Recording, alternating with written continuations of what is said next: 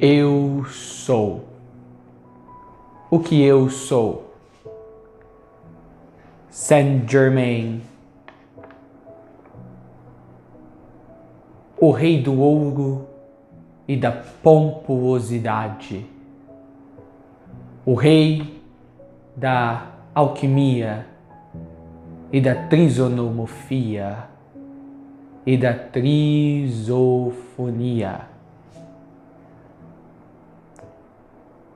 Bem-vindos a mais uma live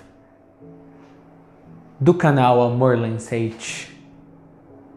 Sim, isto é o que vocês chamam de uma canalização de um mestre. Apesar que, convenhamos, para aqueles na mentoria desse canal, eles sabem que muito mais está a se passar do que apenas mais uma canalização de um mestre ascensionado. Hoje eu venho para contar uma história. A maioria de vocês me conhecem pelo meu hábito de gostar de contar histórias, e a razão do porquê eu gosto de contar histórias é pelo simples fato de que tenho muitas. Sempre soube aproveitar a vida. Sempre soube estar na vida que eu sou. Assim, não é de se surpreender, já era de se esperar que, mais cedo ou mais tarde, eu começasse a sair por aí e contar sobre as minhas aventuras pelos grandes cosmos da consciência. Mas a história de hoje que quero compartilhar não começa comigo. Começa com Mãe Maria. Maria, em uma determinada ocasião, já no plano ascensionado, chegou até mim e perguntou: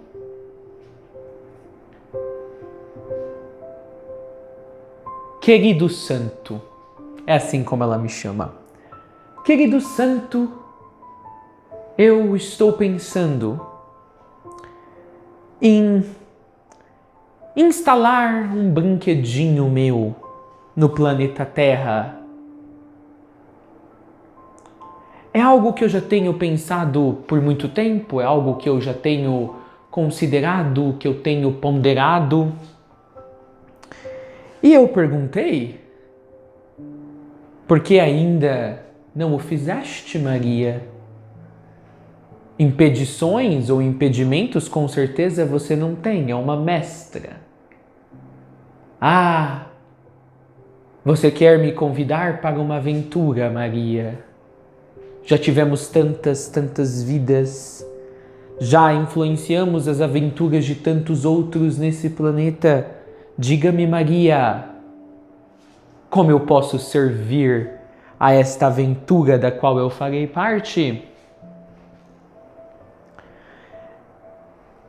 E Mãe Maria foi a primeira, realmente, em qualquer nível desse planeta, quer seja o nível físico ou os níveis espirituais, e mesmo no nível ascensionado, a falar de viagem no tempo. É isso mesmo que vocês estão ouvindo. Mãe Maria falou que ela precisava de uma máquina do tempo. Ela foi a primeira a cantar essa bola, e me soou meio estranho quando ela falou de uma máquina no tempo, porque para nós, da onde estamos, o tempo não é problema. Conseguimos observar qualquer período de tempo no planeta, quer indo para o futuro, quer indo para o passado.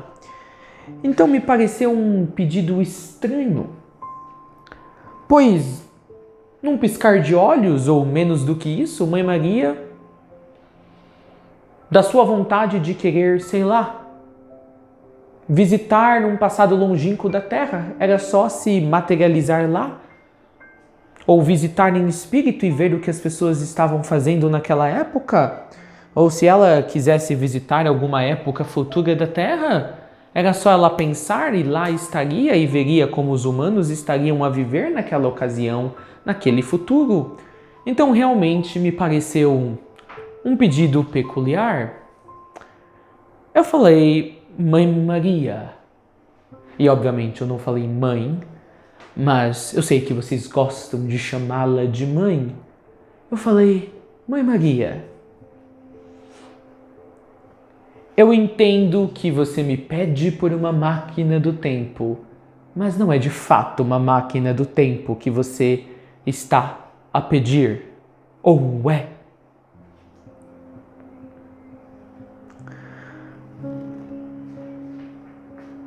E ela me falou, Santo, para nós, viajar no tempo é apenas algo do cotidiano. Mas, para aquilo no qual eu estou pensando usar essa máquina, e para os que estarão envolvidos nesse processo, do ponto de vista deles, não é algo tão simples assim. E se eu esperar a linha de tempo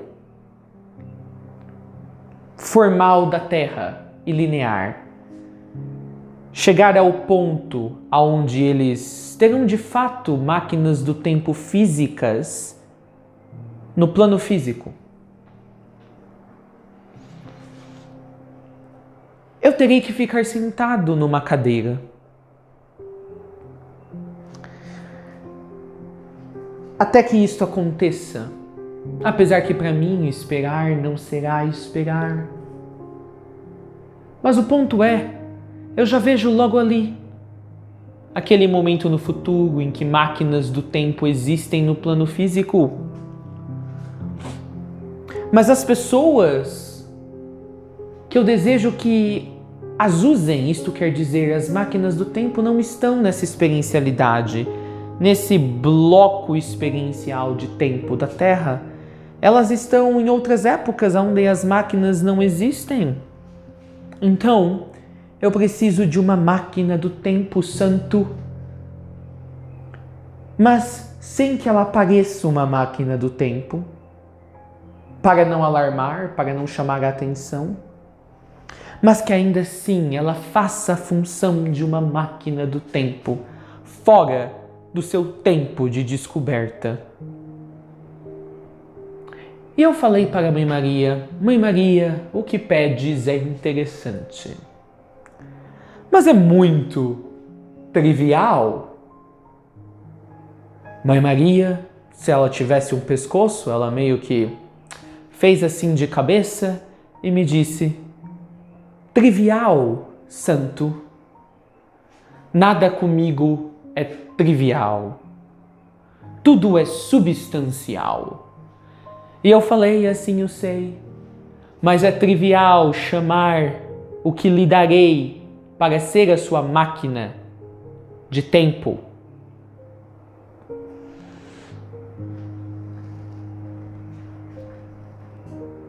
Uma máquina do tempo.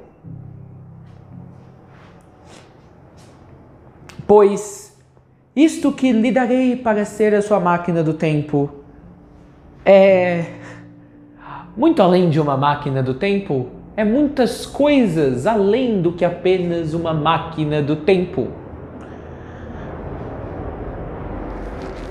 E naquele momento, Mãe Maria sabia que eu já estava também vendo nesta oportunidade ao qual ela me convidava. Algo para avançar as minhas próprias influências e contribuições para os ciclos evolutivos da Terra.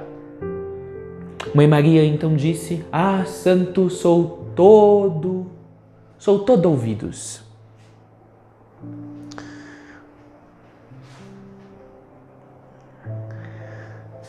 Cristais. Eu falei para a Mãe Maria. Mãe Maria, você bem sabe que em Atlantis eu fiquei preso num cristal por muito tempo. Milhares de anos. E desde o dia em que eu me cansei de ficar dentro daquele cristal, aprisionado dentro daquele cristal, e eu simplesmente resolvi sair dele, eu mesmo me pus para fora da minha prisão, na qual eu havia me colocado originalmente. Eu pensei então dar uma finalidade mais benéfica, mais honrosa para aquele que me aprisionou por tanto tempo.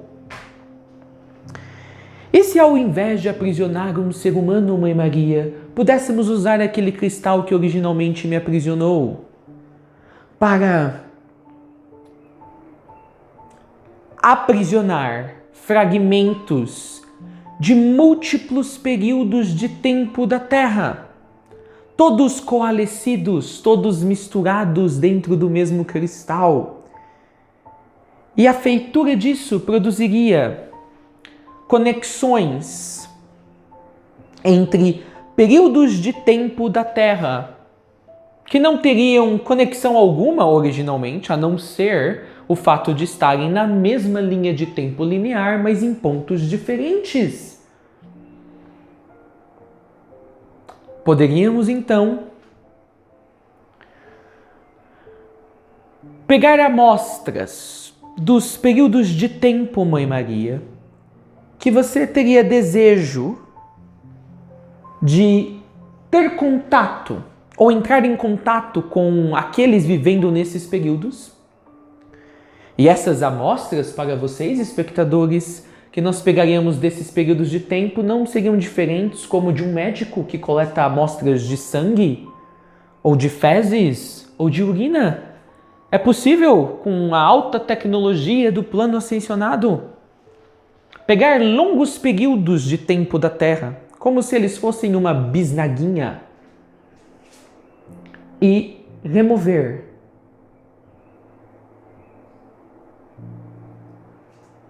uma estria energética que compõe aquele período de tempo, o que seria a amostra, e usá-la para entender como aquele período de tempo se constitui ou se insere na dimensão do tempo. Então eu falei para Mãe Maria, vamos pegar amostras de todos os períodos de tempo onde tem as pessoas que você gostaria de se comunicar ou que você gostaria de visitar. Vamos colocar as amostras, todas essas estrias desses períodos do tempo dentro do meu cristal, onde eu estive. Vamos fazer com que o cristal sintetize essas amostras numa coisa só. E quando ele fizer isso, então, Mãe Maria, esses períodos de tempo distintos dentro da linha de tempo linear da Terra estarão para sempre conectados, estando anos-luz, ou séculos, ou milhares de anos, um à parte do outro. E mais, Mãe Maria, esse cristal, então, ele será como um expectante. E para você, espectador, que não sabe o que é um expectante, agora explicarei. Ele será o encapsulador desta seiva energética das amostras retiradas de cada período de tempo da linha temporal linear da Terra. Ele será a seiva energética que manterá todos esses períodos conversando entre si. E toda vez que inserirmos algo nesta seiva, alguma informação, um dado, algum fato, ou o que quer que você queira mandar para as pessoas nessas épocas diferentes, Por esta ser uma seiva que sintetiza uma conexão que não existia originalmente entre essas linhas do tempo, toda vez que um dado for inserido no cristal, este será compartilhado simultaneamente para todos os períodos de tempo, parte dessa seiva. Dados esses que apenas alguns períodos de tempo poderiam ter, pois são coisas que existiam na sua época, mas que nos outros períodos de tempo não haveriam como saber, por ainda não terem vindo à existência essas coisas na sua época, ou eles existirem inseridos na linha do tempo linear da Terra, num período muito depois que essas coisas existiam. Assim, Mãe Maria, facilitaremos a sua comunicação com todas essas eras. Ao invés de você particularmente ter que fragmentar a sua consciência em milhares e cada fragmento da sua consciência conversar com cada grupo de pessoas em cada um desses períodos do tempo, nós automatizaremos todo o processo por você, Mãe Maria, usando o cristal que me aprisionou. Você gostou dessa nova finalidade que eu dei ao cristal? Mãe Maria olhou um pouquinho assim para mim e sorriu sem mostrar os dentes. Afinal, ela não tem dentes, porque ascensionados nós não temos corpos. Mas você entendeu como seria se fossem realmente dois humanos conversando. Mãe Maria virou para mim e perguntou: Santo, como você sabia que o meu interesse é por pessoas de eras diferentes da linha linear da Terra em contato? E eu disse para Maria: Maria, depois que eu desencarnei na sua vida em que você continuou a cuidar da nossa prole, dos irmãos e irmãs de Jesus, eu observei como você ajuntava os nossos filhos e filha, como a galinha ajunta os pintinhos debaixo das suas asas. Eu vejo como você ajuntou essa gloriosa frota chamada Ordem das Dalias, e que nenhum mestre pode pôr a mão dentro dessa frota ou obter alguma informação sobre ela, nem mesmo Shambhala Maria é páreo para como você ajunta seres que de outra maneira não se comunicariam ou não trabalhariam juntos. Você é a grande rainha, a grande majestade Maria feminina desse sistema planetário arredores. Coitados são os humanos que acreditam que é aquela que senta no trono da Inglaterra. Com certeza há algo a ver com a sua ordem, a Ordem das Dalias, Maria. Por qual outro motivo você sairia das suas câmaras etéricas, fechadas com milhares de portas, aonde você e os da sua ordem se encontram, se não para dar prosseguimento aos objetivos dessa ordem? O que você está planejando, Mãe Maria? Se tornar mãe de mais muitos milhares, em épocas totalmente alheias uma das outras, dentro da linha temporal linear oficial da Terra? É sobre isso que se trata o seu pedido a mim, Maria. E Mãe Maria respondeu: por onde começamos?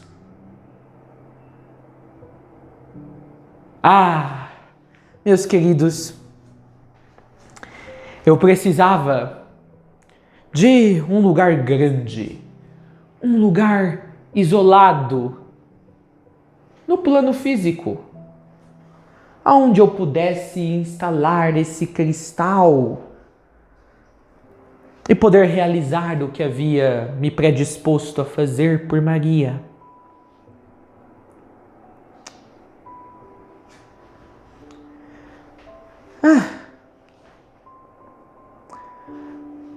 Com isso dito, quero aqui fazer uma digressão, uma pequena pausa nesta live. Portia anotou algumas informações que ela considerou que são importantes e que eu não devo esquecer, como se eu realmente precisasse de notas. Mas eu quero falar sobre o diretor divino. Vocês sabem, eu tenho trabalhado por um tempo incontável com o diretor divino, esse ser cósmico. Para vocês que não estão familiarizados com o diretor divino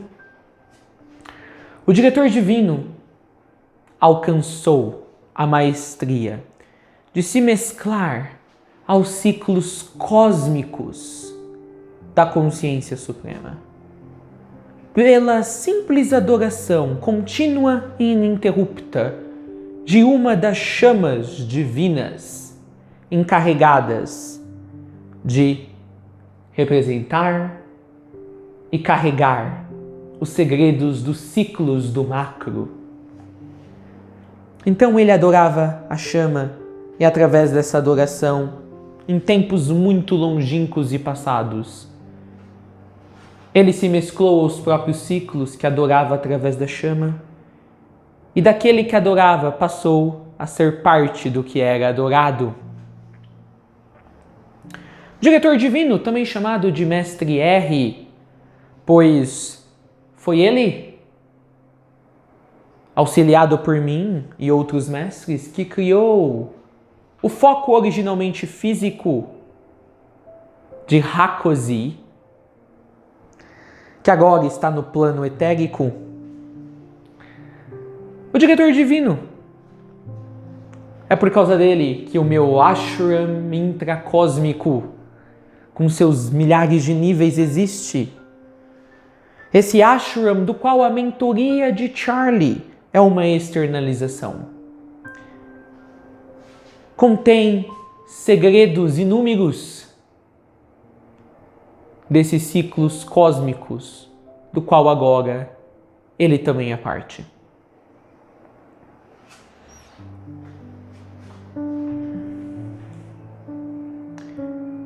Falo do diretor divino, pois o diretor divino é a real majestade.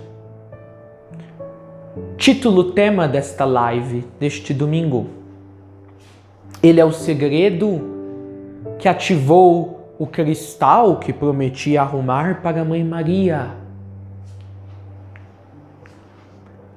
E a grande revelação, que eu não quero mais me prolongar para fazer, é que a minha grande proximidade com o Mestre R, com o diretor divino, não é apenas coincidência, nada no universo não é apenas uma amigabilidade, por nos darmos muito bem, talvez termos muitos pontos em comum, nos ajuntarmos ao redor dos mesmos propósitos. Não, é muito mais profundo do que isso. Todos sempre sentiam como a nossa relação sempre foi muito mais do que apenas próxima. O diretor divino é a expressão máxima da minha expressão máxima. Meu eu sou, também chamado Andagaru. É isto mesmo que vocês estão ouvindo? Andagaru, minha mônada, tem o título espiritual de diretor divino.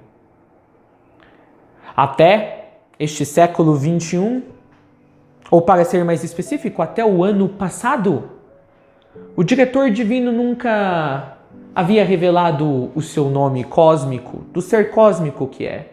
Ele apenas era conhecido pelo seu título, digamos que espiritual, diretor divino. Mas com Charlie no ano passado, revelamos o seu nome, Andagaru. Sim, sempre fui muito próximo do diretor divino. Pois ele é quem me ensina, pois é minha mônada, pois é eu sou. Imagina se o eu sou de um ser já é a expressão máxima do ser. Imagine a expressão máxima da expressão máxima do ser. É isto que o diretor divino é para mim.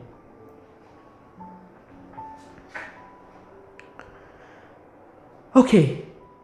Uma revelação feita para os que não conhecem meu trabalho com o diretor divino, no século passado principalmente, não soará como algo realmente interessante de saber.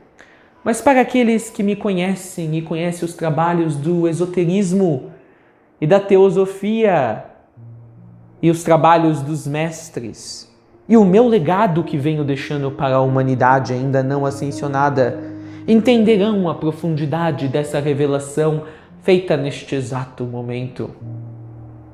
Foi ele que me ensinou a me alimentar das gotas de ouro. Foi ele que me ajudou a ter controle sobre grandes camadas de animais, desde abelhas a mosquitos, todo sob o controle do meu pensamento. Foi ele que me ensinou toda a alquimia que hoje ensino a vocês já por séculos. Foi ele que me fazia fazer as minhas andanças pela Europa, Andagaru, o diretor divino. Mas como isso é relevante para você, agora vem as notas que Portia pediu que eu carregasse. Sim, vamos falar de Neuschwanstein e o castelo Neuschwanstein. Não exatamente sobre o castelo, mas o castelo também é importante. Vamos falar de Luigi II, filho do rei Maximilian da Bavária. Luigi II foi considerado um rei louco. Podem pesquisar, ele foi considerado o rei dos contos de fadas. E de fato, ele construiu um castelo que ficaria muito associado com a palavra conto de fadas. O castelo Neuschwanstein foi o castelo cuja arquitetura inspirou Disney e sua esposa numa visita a ele a replicarem o castelo nos parques da Disney. O castelo da Cinderela é inspirado no castelo Neuschwanstein.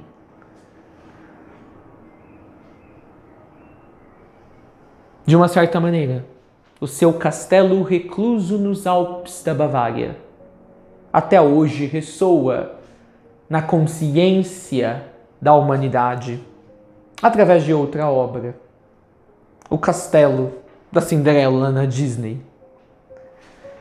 Mas Luigi II, ele era filho do rei Maximilian. Ele cresceu no castelo Hohenschöngaun. Estou achando engraçado que Portia mandou eu repetir 3 vezes. Castelo Hohenschöngaun, Castelo Hohenschöngaun. Eu acho que é mais fácil colocar o nome na tela de como se escreve, que não é parecido com como se pronuncia. Hohenschöngaun foi o castelo que ele cresceu, um castelo medieval, toda uma arquitetura gótica medieval que fez o pequeno Luigi mergulhar a sua mente de volta para aquelas eras passadas dos anos de 1400, 1300, 1500. Consegue imaginar isso? Ele nasceu em 1845. O seu pai, Maximilian, morreu. E lá, Luigi II, apenas com 18 anos de idade, se tornou o rei da Bavária. Ele gostava muito de ópera.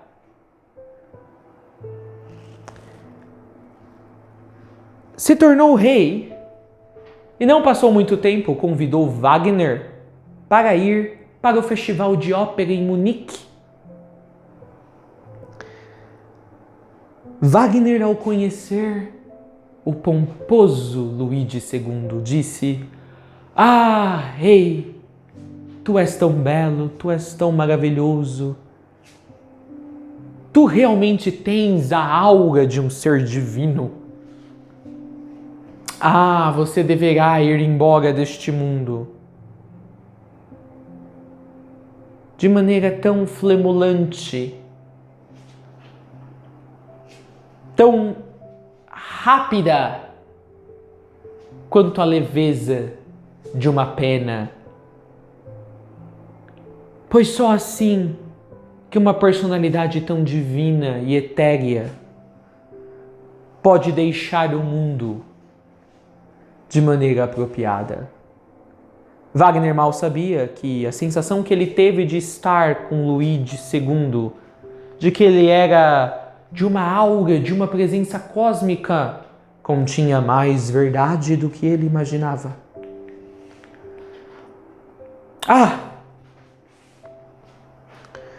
Começou a Guerra das 7 Semanas. E a Prússia derrotou a Bavária.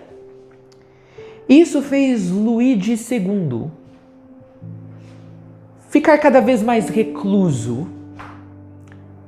Ele começou então a projetar o seu castelo Neuschwanstein no pico de uma montanha, com um destiladeiro de um vale em uma das ribanceiras, com vários lagos ao redor. Um castelo também com toda uma arte e arquitetura gótica, tanto dentro, pela sua decoração, quanto fora. Ele queria originalmente mudar para dentro do castelo dentro de 3 anos, mas se mudou para o castelo apenas 15 anos mais tarde, quando uma primeira seção do castelo ou ala já estava pronta. Ele virou o patrono de Wagner. E ele, durante o dia, dormia.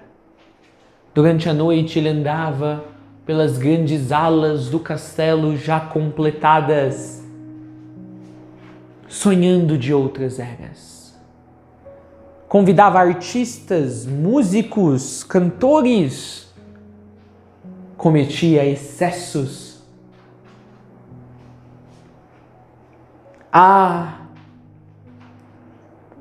Em 1885, os excessos de Luís II irritaram aqueles estrangeiros que financiavam tanto a obra de Neuschwanstein, o castelo, quanto de outras construções que Luís estavam fazendo.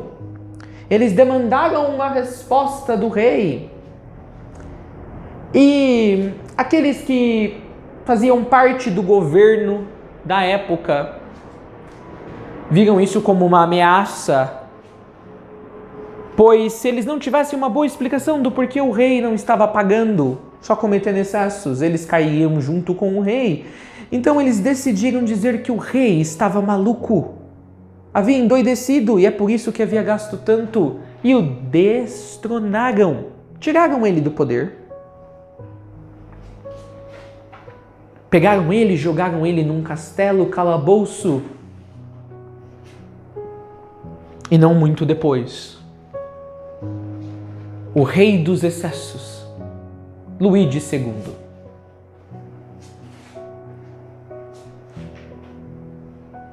foi encontrado morto, com água encobrindo seu corpo até os quadris. E não foi suicídio. O médico que cuidava dele estava morto junto com ele. De acordo com a história, até hoje não sabem o que realmente aconteceu. Apenas semanas depois, em 1866, o castelo foi aberto ao público e hoje, desde então, recebe milhares de visitantes e produz dinheiro que teria pagado a dívida de Luís II milhares de vezes. Veja, Portia, eu nem precisei usar as notas. Sim, falarei, Portia, sobre o castelo de Chambord. E vocês devem estar se perguntando o que tudo isso tem a ver com o pedido de Mãe Maria. O castelo extravagante que, quanto mais tempo passava, eles diminuíam o plano de construção dele, simplificavam as coisas e hoje é um dos castelos mais encantadores. Este castelo, acima dele fica o retiro etérico de Rákóczi, enquanto na Transilvânia, acima de outro castelo não tão pomposo quanto Neuschwanstein, nós temos a mansão Rákóczi, lar do mestre Merlin.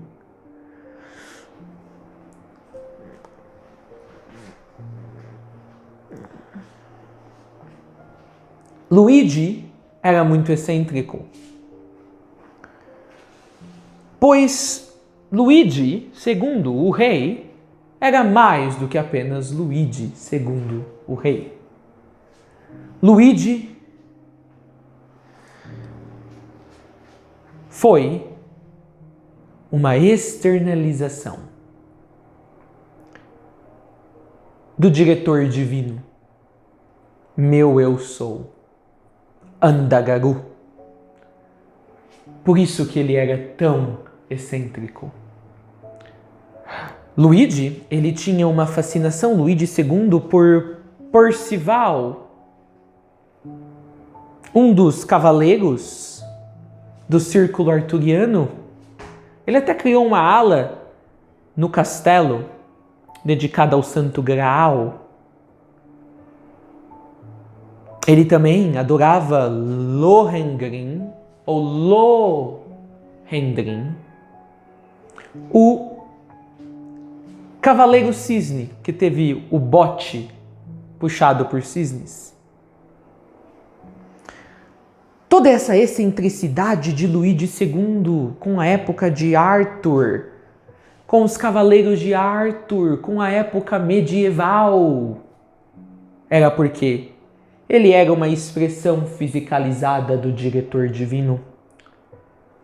Ele foi uma extensão de alma que saiu direto de dentro da minha mônada, Andagaru, sem eu superior, e nasceu dentro da barriga de sua mãe.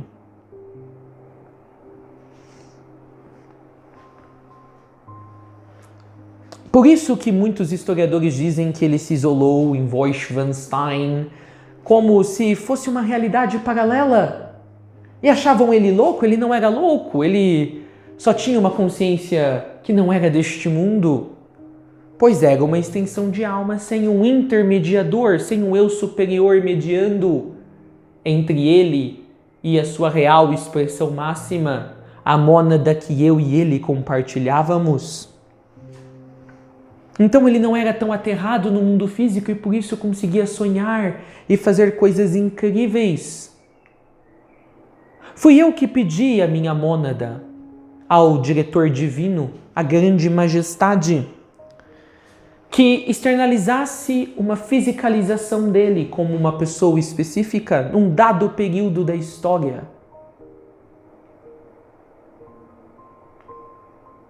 Para que através da energia dessa fisicalização do meu eu sou, eu pudesse usar a energia desta pessoa para ativar o cristal. por isso que tivemos essa figura na história, Luigi II Rei. O rei dos contos de fadas.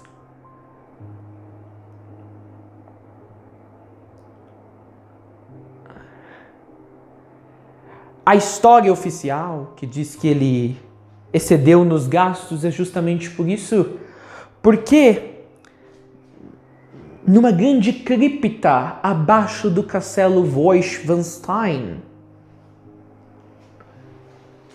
ele abriu essa cripta, ele contratou construtores. E nesta cripta, ele não sabia que estava fazendo a cripta com um propósito. Ele nem sabia que tinha vindo à existência a pedido meu para a nossa mônada. Ele só era excêntrico. Não era deste mundo. Ele criou essa cripta debaixo da barriga do castelo e nunca mais a usou. E depois, quando ele a selou, eu materializei o cristal dentro da crista. E veja, todo o redor da crista, o castelo acima da crista, estava permeado pela energia da presença de Luigi II, uma materialização, uma externalização consciencial da nossa mônada, o diretor divino. Havia energia suficiente do mesmo ao redor para que o cristal se ativasse automaticamente, quase que automaticamente.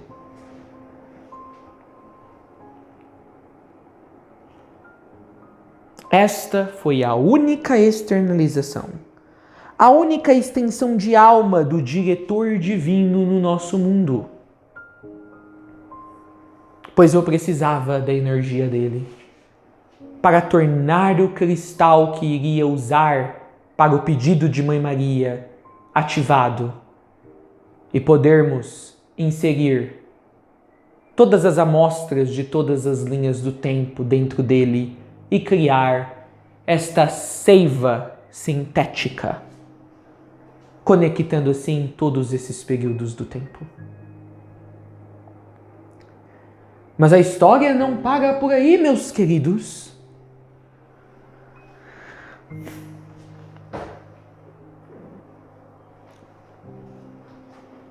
Muitos visitantes, todos os finais de semana no castelo. E a energia dos visitantes começou a adulterar a energia de Luigi II, principalmente depois da passagem dele, depois que ele desencarnou e retornou direto para dentro de nossa mônada. O cristal estava em perigo de ir naturalmente se apagando, pois no processo descobrimos que não precisávamos apenas da energia do diretor divino para ativá-lo, mas precisávamos da energia dele, fazendo a manutenção constante do cristal. Isso era um problema. Isto era um problema.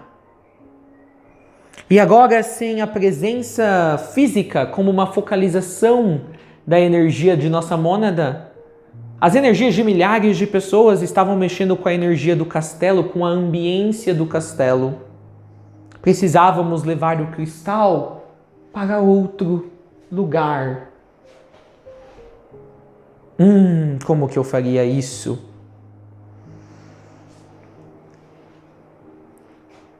E é aí que acontece o momento que eu mais gosto de toda essa história. Eu resolvi dançar com o que eu tinha.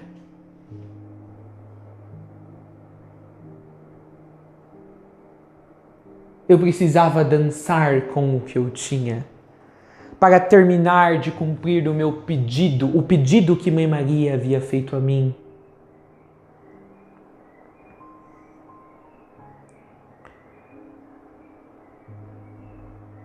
Eu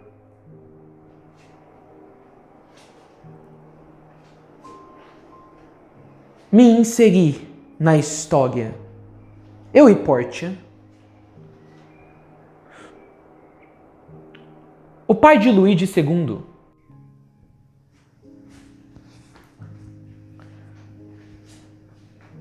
Nossa câmera morreu. Mas eu não morri. Sou imortal, continuo aqui para contar a história. Eu resolvi então me inserir na história. Eu e Portia. O pai de Luigi II, Maximilian, sempre realizava várias festas no castelo Hohenschwangau, o castelo onde Luigi II cresceu.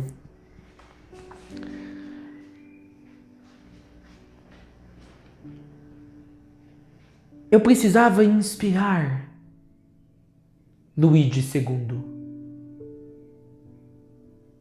Eu precisava ter um contato de direto do físico com a externalização da minha mônada, como sendo uma pessoa. Precisava estar de cara a cara com ela para que assim pudesse usar um pequeno cristal e pegar um pouco da essência dela. Só que quando me apercebi disso, lá em 1800 e tantas, já era logo depois da morte de Luigi. Ele já estava muito frustrado com tudo o que estava acontecendo, sua energia já estava enfraquecendo, mesmo antes da sua morte. Eu precisava pegar a energia quando ela ainda estava no ápice, a energia do diretor divino que emanava através de Luigi II. Então eu resolvi me reinserir na história. Eu mandei uma carta a Maximilian.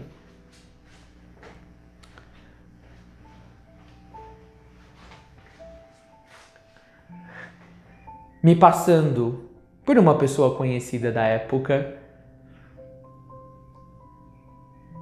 e dizendo que eu gostaria de o visitar e levar a ópera que estávamos apresentando em vários lugares da Europa.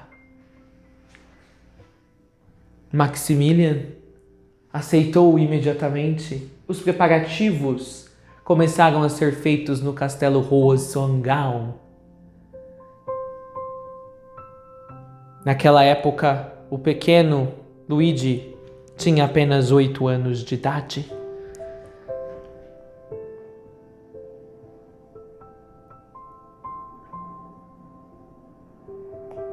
Eu e Portia fizemos que os criados do castelo Hohenschwangau, ao levarem a água da noite anterior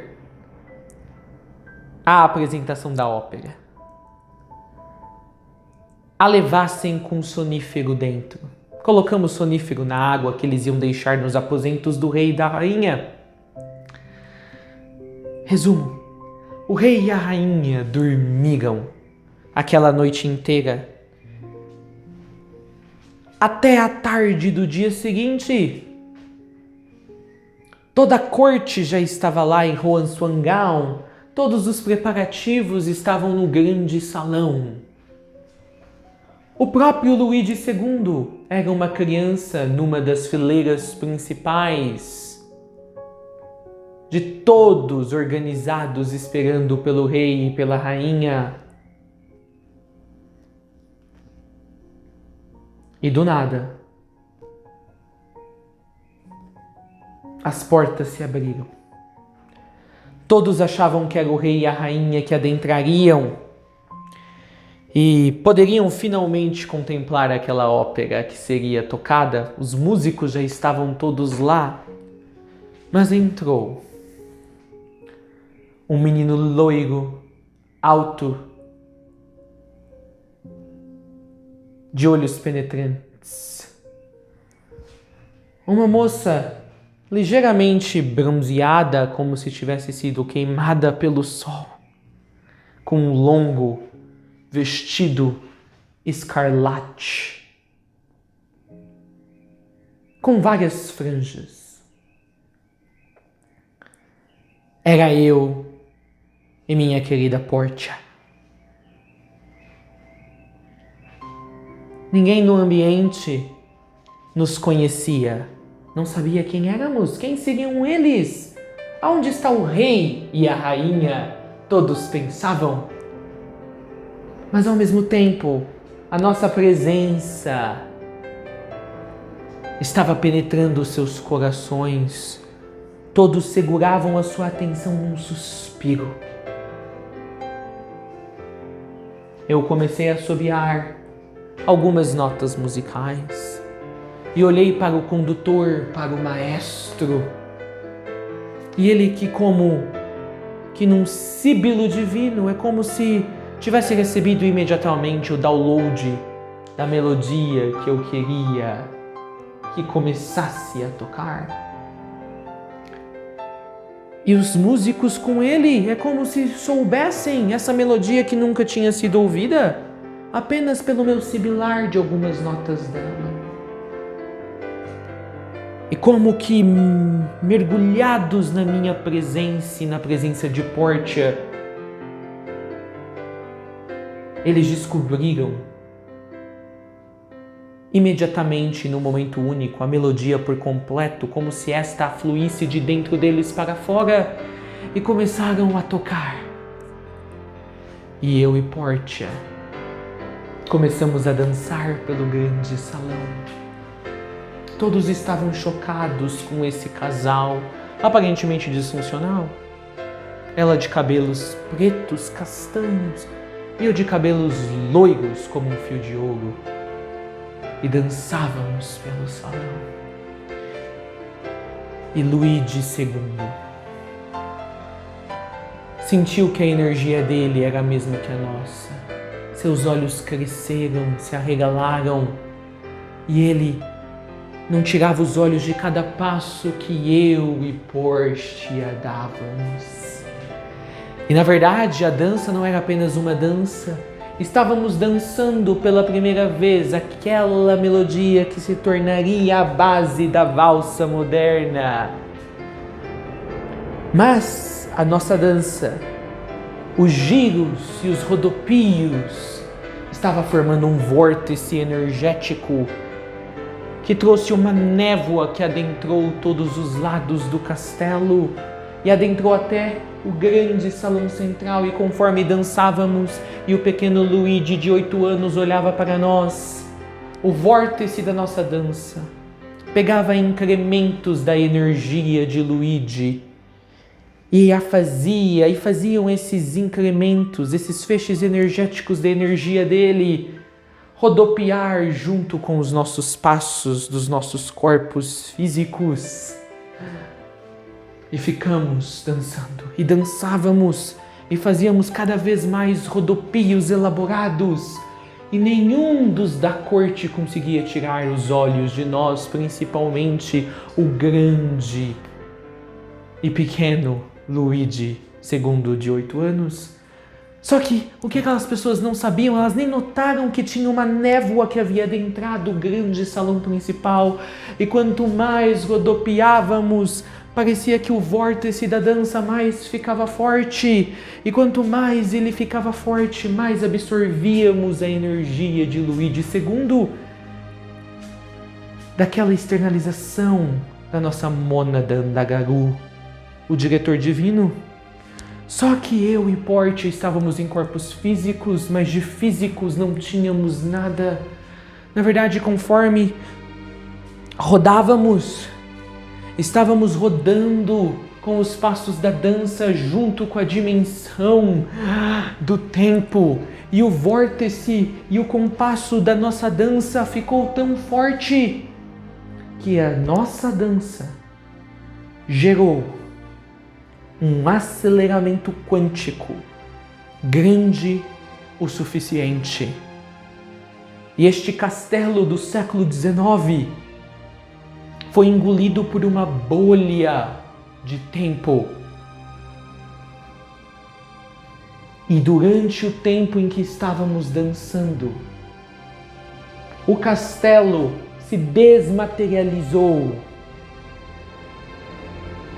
e reapareceu materializado em 1510. E você deve estar se perguntando, Saint-Germain, mas as pessoas não perceberam ela se desmaterializando e o castelo se desmaterializando e se rematerializando em outro período do tempo, séculos antes, 1510. Não olharam pelas janelas do castelo e viram que estavam em outro espaço? Não, meus queridos, pois a minha dança, junto com Porte, os distraía. Então eles nem perceberam todas as moléculas de seus corpos mudarem de frequência e de fluxo dentro da dimensão do tempo, pois eles estavam com suas consciências dançando junto conosco. Então, por aqueles 20 a 40 minutos, um castelo do fim do século XIX foi parar temporalmente no começo dos anos 1500.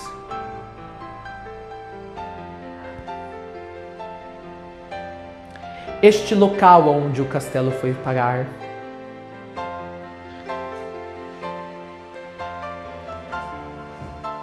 ficou tão impregnado com a energia do castelo de Roassuam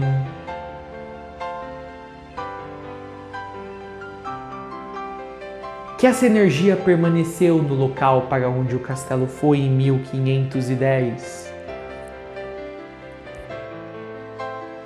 Obviamente, quando eu e Portia terminamos de dançar, o castelo, com todos que estavam na corte, se reestruturou de volta para a sua época, séculos mais tarde. É como se o castelo tivesse momentaneamente adentrado num portal de um outro período da história e se fixado lá, e depois ele balançou-se de volta para o período exato na onde ele havia sido construído. Mas o local para onde ele foi França. E o local onde ele ficou durante 40 minutos materializado, séculos antes da sua construção,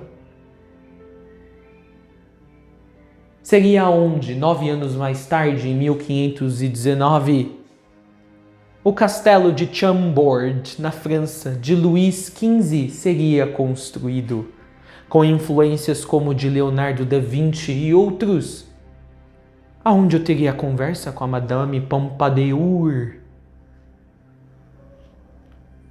E ficariam sabendo das minhas andanças como Conde de Saint-Germain, uma hora em Veneza, em 1700, outra hora diante de uma reunião privada com o próprio rei Luís XV. O castelo de Chambord foi construído exatamente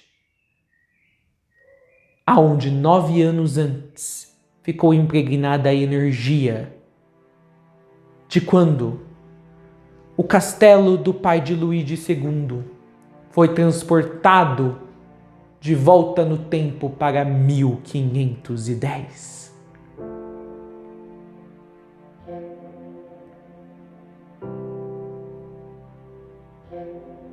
Eu e Portia terminamos de dançar, e por uma porta entramos e pela outra saímos. E quando saímos,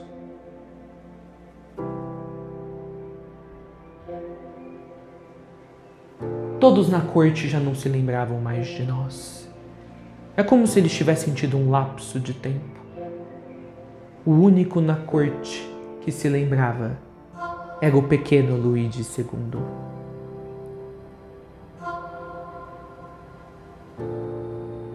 Pegamos então Naquele momento, eu e Portia nos desmaterializamos logo depois da nossa dança. Voltamos para o espaço atemporal e agora tínhamos num cristal. Colocamos a energia que criamos pelo vórtice da nossa dança. Colocamos a energia de Luís II que angariamos pelo vórtice da nossa dança num cristal pequeno. E aí nós voltamos para 1886.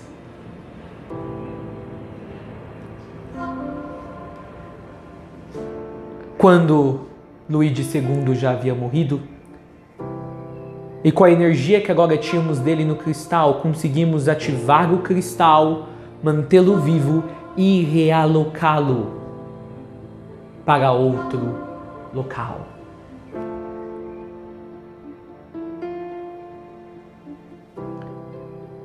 Após feito isso, sim, Mãe Maria conseguiu o que eu havia prometido. Pegamos todas as linhas do tempo. Na verdade, não linhas, na verdade, períodos do tempo da linha do tempo oficial.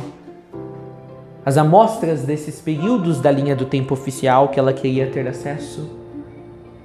Colocamos dentro do cristal, agora no seu novo local. Usamos a energia de Luís II no outro cristal pequeno que tínhamos para ativar o cristal maior e fazer que ele sintetizasse todas aquelas amostras numa seiva única. E lá estava pronto a ferramenta que Mãe Maria passaria então a usar para fazer com que grupos de pessoas, em épocas diferentes da linha do tempo linear da Terra, tomassem conhecimento um dos outros, centenas ou milhares de anos à parte uma das outras. E por que Mãe Maria queria isso? Porque ela tinha uma missão para eles.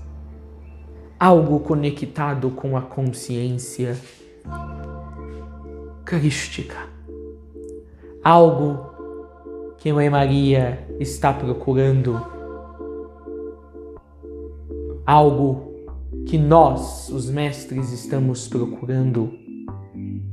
Algo que a família humana está procurando para nós e eles nem sabem. Algo que múltiplos níveis universais estão procurando. E algo que uma expressão do Manu, da sétima raça raiz da Terra, que é a minha própria mônada, o diretor divino ou Andagaru, estou procurando.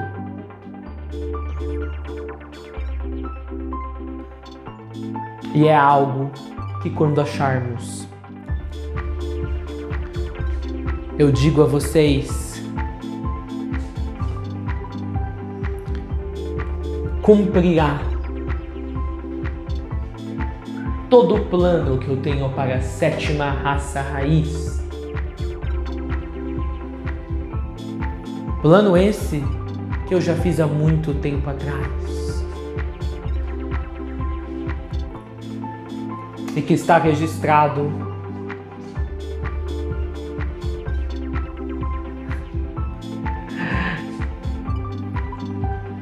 na minha santa trinosofia.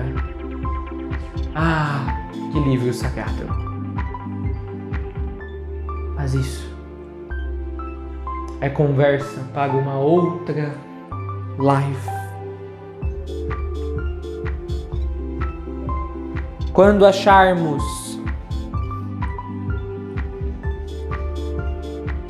o que nos fez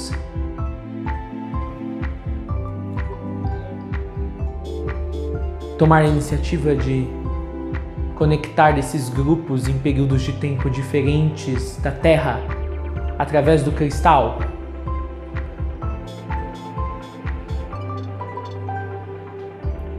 Não só apenas o Manu da sétima raça raiz, o diretor divino, a expressão máxima da minha mônada Andagaru, continuará a ser o ser cósmico que ele é, mas todos na Terra se tornarão cósmicos num piscar de instantes. Todos beberão ouro como seu alimento, como se fosse água, assim como eu faço. Todos serão pura e constante alquimia, sempre. E o princípio de toda alquimia é sonhar. E para sonhar, precisamos nos inspirar. E que esta minha história de mim, minha amada Portia, Mãe Maria, diretor divino, o Manu, Andagaru, Luigi II, e os lindos locais aonde ela se passou, inspire você a começar a sonhar. Pois sonhar é o que realmente ascensiona. Eu sou Saint Germain, o filho do Ouro, o filho de Andagaru, o filho da expressão máxima de Andagaru, o diretor divino, aquele que dançou aquela que se tornaria a valsa moderna, aquele que andou por castelos e até mesmo fez castelos serem engolidos pelo vórtice da minha pomposidade e bela abundância, transferindo-os para outros lugares na história, mas aquele que no fim é um simples paroleiro, um simples e humilde contador de belas histórias da consciência que nunca cessa.